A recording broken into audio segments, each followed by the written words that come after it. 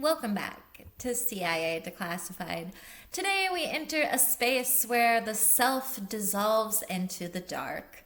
The setting is a sterile, tile-lined basement at a world-class research university in 1955.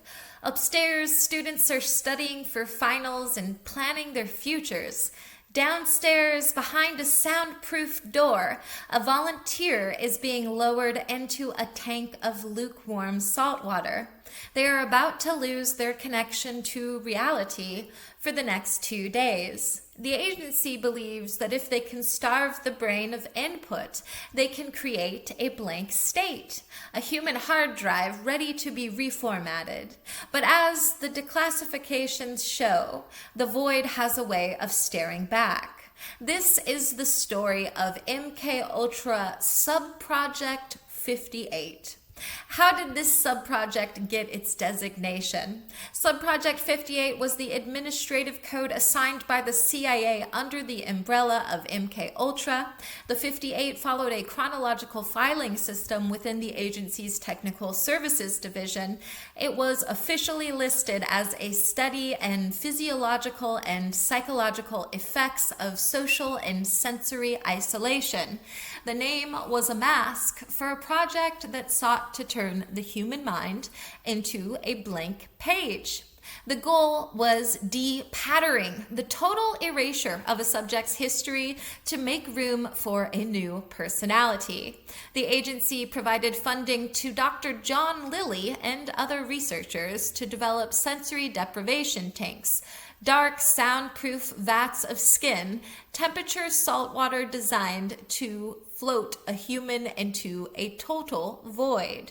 A quote from a declassified 1955 MKUltra memorandum: "The purpose of the isolation is to produce a state of psychological vulnerability in which the subject is more susceptible to the implantation of new ideas or behaviors." End quote. Subjects were often kept in total darkness for periods exceeding 48 hours, causing them to lose all sense of time, space, and identity. A quote from a declassified report on Subject B-11. After 24 hours of silence, the subject began to report vivid hallucinations and a feeling of being detached from their physical body. End quote. Records show that the CIA was particularly interested in psychic driving, a technique involving the use of continuous loop tape recording to reinforce new thoughts in the isolated subject. A quote from Dr. Donald Ewan Cameron in a declassified progress report: "We are attempting to break the existing patterns of thought through a combination of sleep deprivation, isolation, and repetitive verbal signals." End quote. Subproject 58 was one of the few MKUltra experiments that actually led to the commercialization of a product, the isolation tank, though its creator, John Lilly, eventually moved away from government work to study dolphin communication. A quote from a 1957 internal CIA evaluation: "The isolation technique is significantly more effective at inducing a transferred loyalty state than standard pharmacological methods." End quote. Documents indicate that some subjects were forced to wear blackout goggles and heavy earmuffs, even when they weren't in the tank, to ensure the sensory starvation was absolute. The agency's interest in sensory deprivation was partly sparked by brainwashing techniques used on American POWs during the Korean War. A quote from a declassified 1959 Technical Services Division log: "The subject's ability to distinguish between self-generated imagery and externally provided information is almost entirely neutralized after 36 hours." End quote. While many participants were students, some files suggest the CIA used Subproject 58 methods on terminal cancer patients and expendable foreign nationals. The specific salt concentration in the tanks was meticulously calibrated to ensure the subject felt neither up nor down, mimicking the weightlessness of space. A quote from a 1977 congressional testimony on MKUltra. The experiments were designed to strip the individual of their defenses, often leaving them in a state of infantile dependency. End quote. Subproject 58 researchers discovered that the rebound effect, the sensory overload when a subject finally left the tank, was the most effective window for psychological conditioning. By the 1960s, the CIA had developed portable isolation hoods and silence chambers based directly on the Subproject 58 data for field interrogations. But even in the declassification, the archive has a hole in its heart. Certain documents, like the ones titled the Reconstruction Manifest, contain more black ink than any other file in the MKUltra series. Specifically, the section on civilian reinsertion protocols. It's completely redacted. Over 1,500 pages of the post-tank behavioral monitoring are also missing. Why is the agency hiding what happened to the people who were reset? Get ready for the theory of the tabula rasa. Speculation suggests Subproject 58 was used to create blank slate assassins for numerous election cycles. This theory claims the redactions in certain sections hide an identity replacement log, which list current politicians who are actually shells, individuals whose original personalities were wiped in a tank and replaced with an agency-controlled script. Some imagine the 1,500 redacted pages have to do with mass applications and plans to use digital sensory deprivation. This theory argues that the agency is funding social media algorithms designed to isolate users in a virtual tank, making the public susceptible to reprogramming via their screens. Theorists looking at the blacked out sections suggest that the synaptic drift redactions argue that the agency found a way to remotely trigger a sensory deprivation state.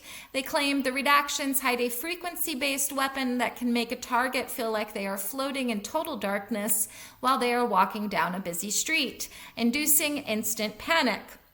Gossip suggests the black bars hide subject tracing sections, which hide the fact that Subproject 58 survivors are being used as human servers for AI systems, their blanked brains providing a neural landscape for machine learning to grow in.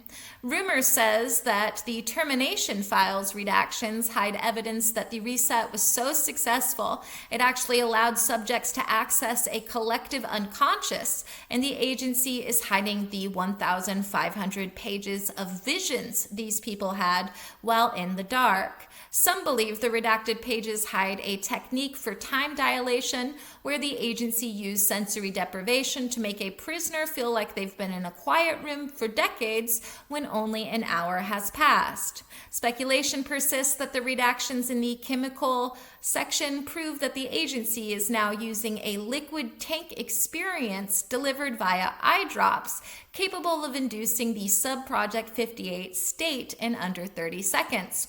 Fringe theories argue the redacted sections describe an experiment where subjects were swapped, put into a tank, and told they were someone else until they believed it. Whispers from the dark web suggest the redacted post-tank perception logs prove that the subjects who stayed in the tank for over 100 hours developed the ability to see infrared and ultraviolet spectrums, turning them into biological surveillance tools. Another wild theory claims the missing 1,500 pages describe a breeding program where the children of tank subjects were raised in total silence to see if they would develop a new nonverbal form of communication. Conspiracy enthusiasts argue that the military integration redactions hide the existence of a special ops unit whose members have had their emotional centers surgically removed and then reset using Subproject 58 protocols. Lastly, some suggest the redactions are so heavy because they prove that sensory deprivation is the only way to communicate with extra-dimensional entities, and the CIA has been using the tanks as portals since the 1950s. Was Subproject 58 a success?